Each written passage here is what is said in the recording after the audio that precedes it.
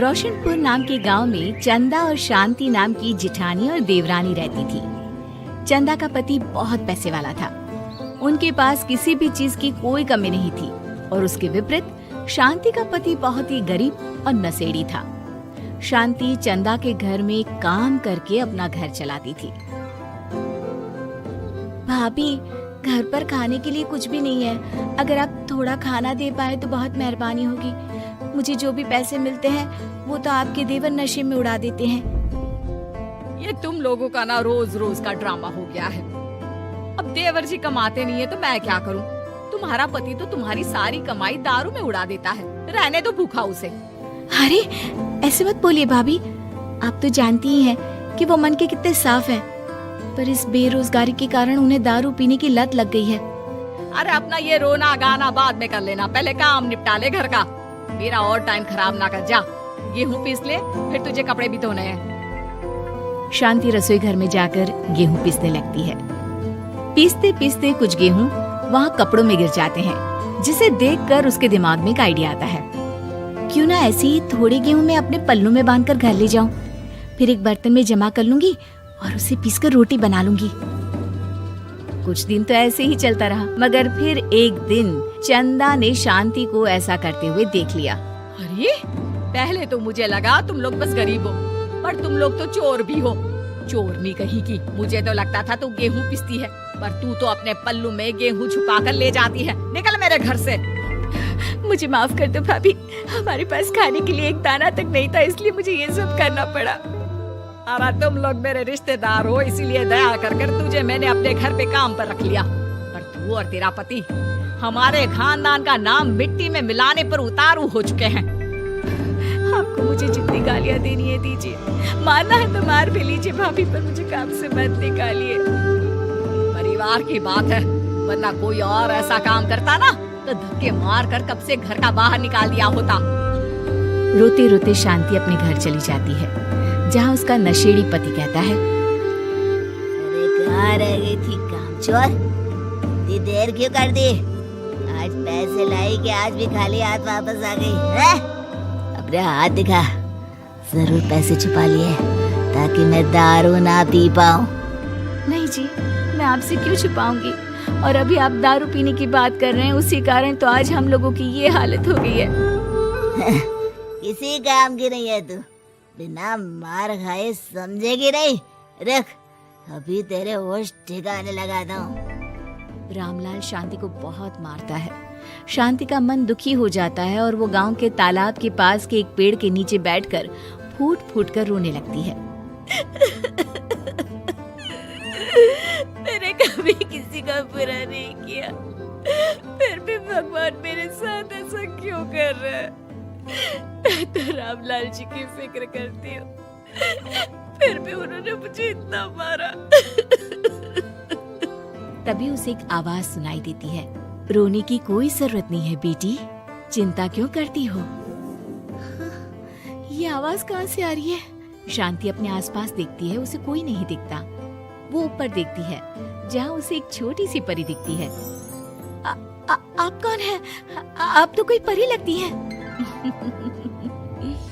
हाँ बेटी, मैं इसी पेड़ पर रहती हूँ। मैंने तुम्हारी सारी बात सुनी, अब तुम्हें फिक्र करने की कोई जरूरत नहीं। अपनी आंखें बंद करो।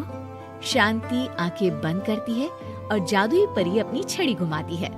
उसकी छड़ी घुमाते ही पेड़ के सारे पत्ते सुनहरे रंग के हो जाते हैं। परी उनमें से एक पत्ता तोड़ लेती है और फिर से अपनी छड़ी घुमाती है, जिसके कारण सारे पत्ते पहले की तरह साधारण से दिखने लगते हैं। आंखें खोलो बेटा। लो, इस पत्ते को ले जाकर अपने तकिए के नीचे रख देना। ये तो एक साधारण पत्ता है, इससे क्या होगा? ठीक है, अगर आप कहती हैं तो मैं इसे रख लेती हूँ। शांति उस पत्ते को लेकर अपने घर जाती है और अपने कमरे में तकिए के नीचे रखकर सो जाती है। सपने में उसे वही पेड़ वाली जादुई परी दिखाई देती है। बोलो शांति, क्या चाहिए तुम्हें? मैं चाहती हूँ हम बहुत अमीर हो जाए और मेरे पति नशा करना छोड़ दे, उन्हें कोई काम भी मिल जाए। कल जब तुम सुबह नींद से जागोगी, तुम्हारी इच्छा पूरी हो गई होगी। अगली सुबह शांति नींद से जागती है, अपने आसपास का नजारा देखकर चौंक जाती है। उसके बिस्तर पर चारों तरफ सोने चांदी रखे हुए थे। हे भगवान, कहीं मैं सपना तो नहीं देख रही?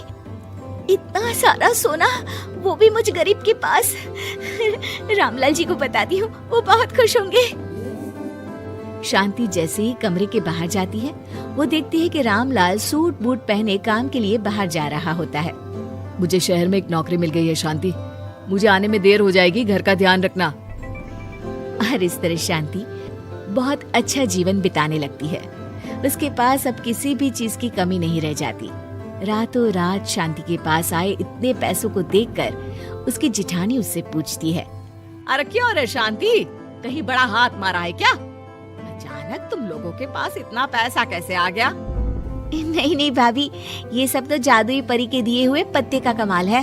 शांति जादुई पत्ते के बारे में सारी बात चंदा को बताती है, जिसे सुनकर चंदा के मन में लालच आ जाता है और वो झूठ मूठ रोते हुए उसी पेड़ के नीचे जाती है जहाँ उसकी रोने की आवाज सुनकर जादुई परी कहती है, क्या हुआ बेटा, क्यों रो रही हो?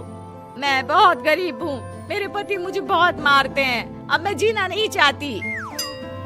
चिंता मत करो बेटा, अपनी आंखें बंद करो। जादुई परी चंदा को भी उसी पेड़ का एक पत्ता देती है और तकिए के नीचे रखने को कहती है। चंदा उस पत्ते को लाकर अपने तकिए के नीचे रख लेती है और अगली सुबह जब उठती है तो उसके कमरे में चारों तरफ सांप बिच्छू रहते हैं। अरे बचाओ बचाओ, कोई मुझे बचाओ, ये कैसा पत्ता है जिसे लाने के बाद उस गरीब शांति के पास तो इतना सारा सोना आ गया, और मेरे चारों तरफ ये सांप बिच्छू, अरे कोई बचाओ। चंदा अपनी जान बचाती हुई शांति के पास जाती है। चलिए भाभी, मुझे लगता है आपके घर में सांप बिच्छू को बस जादुई परी ही हटा सकती है। दोनों मिलकर जादुई परी के पास जाते हैं। ये सब तुम्हारे बुरे इरादों का नतीजा है चंदा। तुम झूठ मूठ बस पैसे के लालच के कारण यहाँ आकर रो रही थी, इसीलिए तुम्हें जादुई पत्ते ने उसकी सजा दी। अरे मुझे माफ कर दीजिए जादुई परी, मेरे मन में लालच आ गया था। अरे शांति, तुम भी मुझे माफ कर दो, मैंने तुम्हारे साथ बहुत गलत किया है, फिर भी तुम मेरी मदद के लिए आई। चंदा को अपनी गलती का एहसास हो जाता है, इसलिए जादुई परी उसके घर से सारे सांप बिच्छू को गायब कर देती है। चंदा और शांति आपस में मिलजुल कर रहने लगती हैं।